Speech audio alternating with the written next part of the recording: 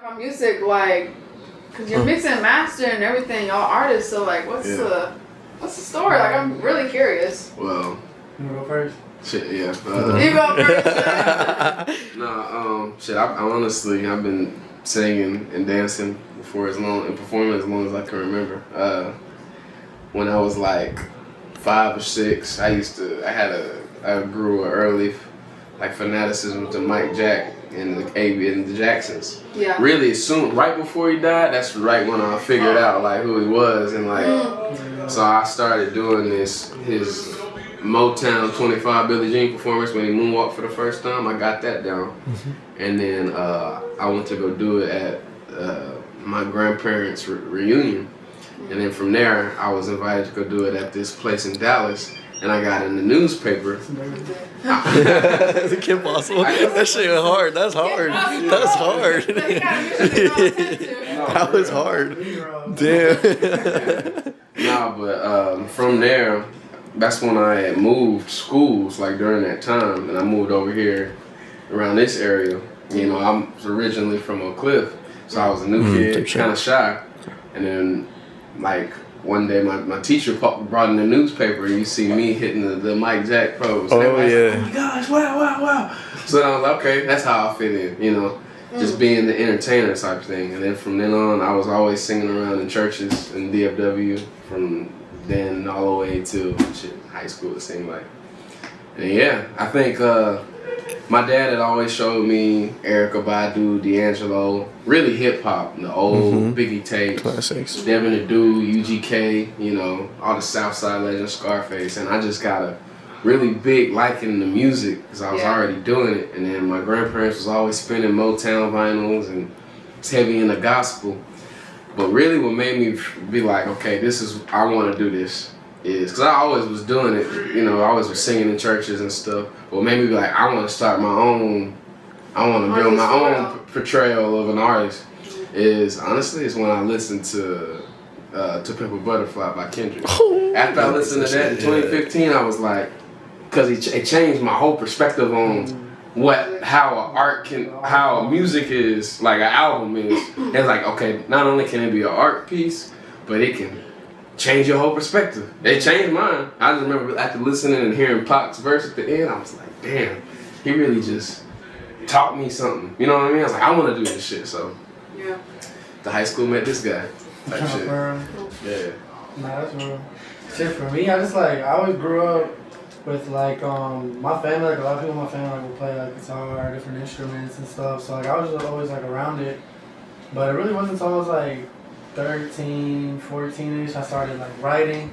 Just also like really I started with like poems and shit. Like I wasn't even really rapping. And then it like went like grew to rapping, like all my friends would be rapping too. And it was really just more of a hobby, but I probably wouldn't say till like junior, senior year, that's when like I was like, nah, I'm gonna like dedicate myself to this shit. You know? And really that's all because I really started doing shit in English. Like I was really rapping in English. Yeah, man. It was Fuego. He used to be Fuego. Like top straight English. And then like I tried out some Spanish shit. Like I think like my cousin from Puerto Rico was like, I gotta try some Spanish shit, blah blah. I'm like, shit, I'll try some. Yeah. And I just really fucked with it. And also like I feel like the type of rap that I fell in love with was kind of dying down and becoming like, you know, more like that like mumble stuff, and it just really wasn't what like I fell in love with. But I was falling in love with a lot of like reggaeton and like what was popping in that, so I decided to pursue that. Basically the same thing with me. Like I was straight rap, and then as the game changed, I was like, I have to sing. But then it's like as you grow as an artist, like then like you start changing, like like maybe I do want to dabble in something else because I don't have to just be rap. Like I don't have to just sing. I can also do like Spanish and whatever. And I definitely do feel like a lot of that like I still like kind of have that essence in like in my reggaeton. You know what I mean? Yeah.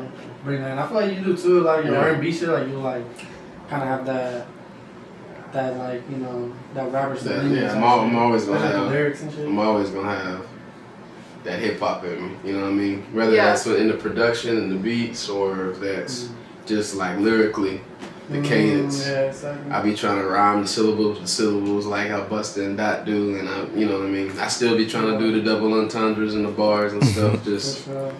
Because it's interesting to the audience. Yeah. Like if you do the double entendres, Yeah. Like people take account. more Yeah. substance. Yeah. It's like Yeah. deeper. Mhm. What about y'all? Tell stories. You wanna go, Michael?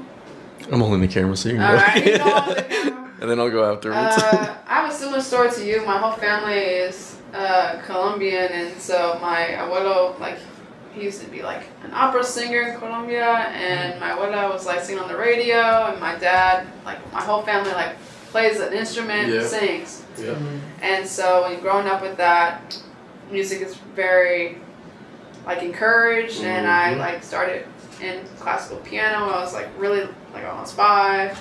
Picked up a guitar when I was like 14. Started writing like poems like you. But when I turned 18, or like sorry, skipping some stuff. At 16, I started a production like FL Studio crack version. I was like, this is it for me. Like they gonna find out. Like, and then I turned 18, and I was like, oh, okay, like this. I'm out of high school now. Everyone's going to college.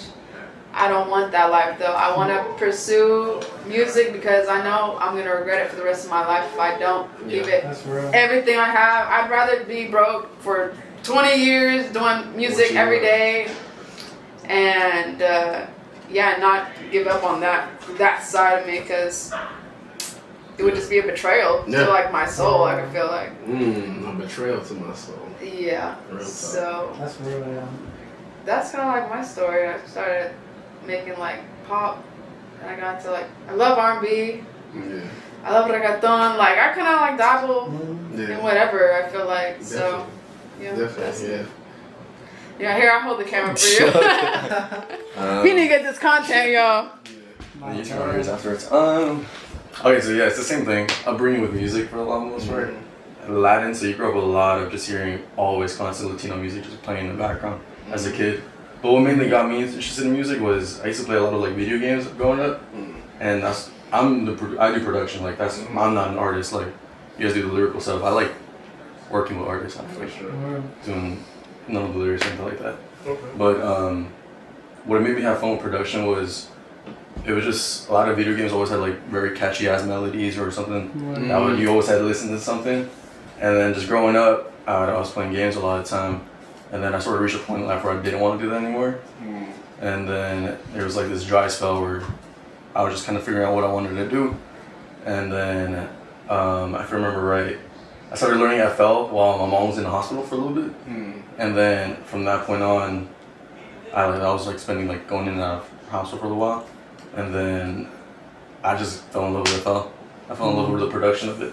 Making beats is so much fun, and sending it to you guys, and then you guys doing your fucking magic on it has always been the craziest feeling. I'll tell you what, I work in Logic, but I bought FL like half a year ago, and I haven't even opened it. I opened it like twice. It's I don't know if you ever learned to work on another DAW before, but it's like once you learn Pro Tools. Oh yeah. I use Pro Tools. That's like my for recording vocals. But like for production, I always use Logic.